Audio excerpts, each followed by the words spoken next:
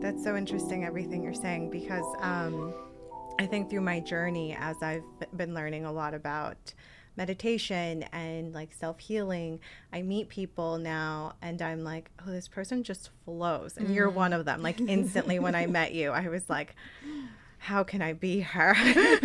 Because you just flow. Like it's so easy to talk to you. I'm so intrigued by your background, everything. You. I really think you're a true inspiration to Mm. all women. So thank Oh, you for thank being you and for you. creating such a Thank beautiful you. space.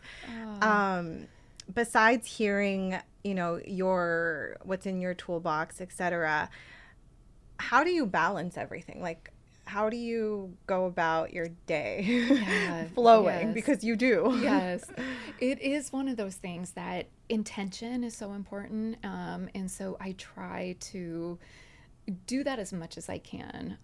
And when you do that, I think it simplifies things. So if it is just like, in the car ride, the intention is to just have some gratitude Mm, or look around. We live in beautiful LA, and it's so easy to be like, oh, the traffic or this and that. But there's also other things that we can look at. And palm so trees, the yeah. palm trees, the sunshine, and just being grateful of like, gosh, I'm in an amazing city and I'm, up and starting this day and I actually feel good. And so some of it is work where it is kind of reframing a little bit or reminding myself of the things that make me feel good. So some of the things I think are a choice in what we think about or the perception or the narrative. We can always try to make a different choice.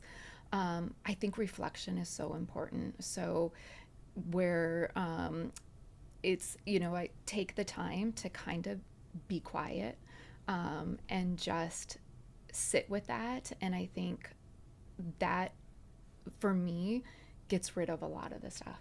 A Mm, lot of the stuff that can just be stress and that you just carry with you.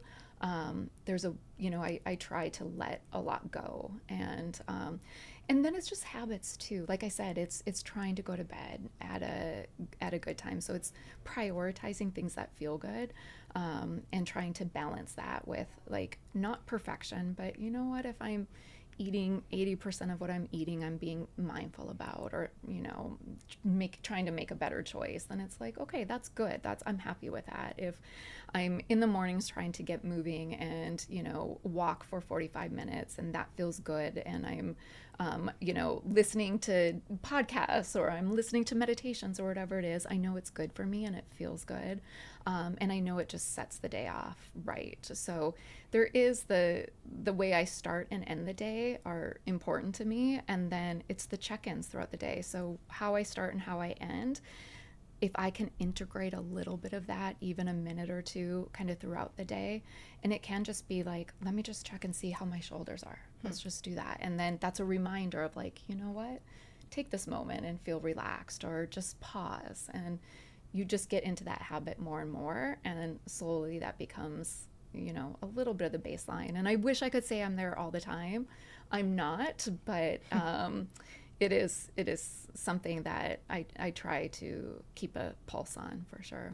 one of the things that I'm discovering and trying to figure out is definition of stillness and what that Mm-hmm. means to people and what that means to me. Yeah. So it's for you, is it, I guess, pausing and going inward and Yeah. seeing where you're at, where your Yeah. body's at, or It's, yeah, stillness is, and when I think about meditation, I think that's the method to get to that place of stillness, which is where things kind of slow down. And for me, it's really about the detachment. So where I can kind of just sit and be the observer of my thoughts and have a different perspective, connect with myself. There's so much, like, you hear people sometimes saying that when they can go within, it's like going home. It's a really wonderful space. But we often can't get there because there's so much activity in our minds, so much activity that kind of trumps anything else. And so for me, it's about getting some distance from that activity. And then from there, I'm much more into what we refer to maybe as your intuition or your gut or your inner knowing, your inner being, which just feels good. And so it's about connecting with that. And that's where that stillness is kind of how I describe it. It's a detachment from all the activity that's going on, and it's going so much more within. And within there, it feels safe. It feels like I have more clarity, like I have more knowing.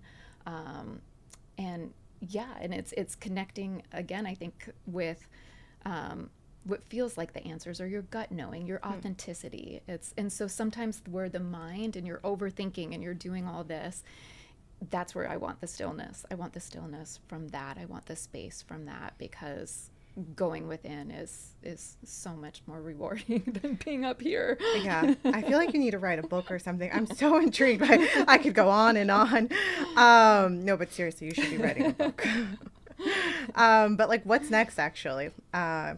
Oh gosh, I mean, I love the breathing room, and I love the community that we're forming, and it's a community for myself, so I'm so proud to be in it too. It's a community that I wanted, and the connections are just really neat. And I think, like, gosh, we've been open for some months, but the people that we've met and connected, and it just feels like this is amazing. The connections, and knowing that we're all kind of on this journey together, and what feels often like a very personal or alone journey, just knowing that, hey, we're all searching for some of this. We're all trying to get there. And if you're doing it with a community, but yet you're doing it in a personalized way, where you have both your solitude of when that's needed. Like I was saying, for me, I have to get quiet. I have to pause from everything else. So that's sacred to me.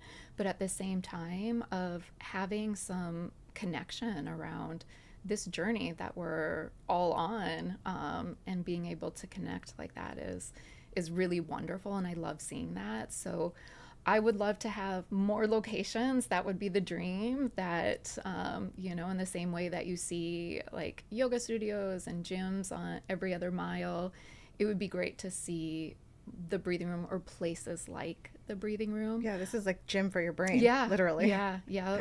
And then from there, it's just like, it just mixes so well with everything else. Like, if you are taking care of your mind, and you are doing that work, like you said, it's like going to the gym at Saks Fifth Avenue. That's how it looks like. Or Restoration Hardware is what I like to call it. Yeah, you may find that you have more resources, more internal resources, to want to find the motivation to go to the gym, to stick to other wellness goals and other things, other personal goals. So it's a place for all that transformation and that self-development too. But Well, I'm excited for you. I know that it'll happen, and it's not going to happen just because you have a beautiful eye and taste and beautiful product, beautiful services, but mainly because of you. Like, you're such a kind, graceful, flowing person that I know the community is going to want to back you for sure. Oh, thank you.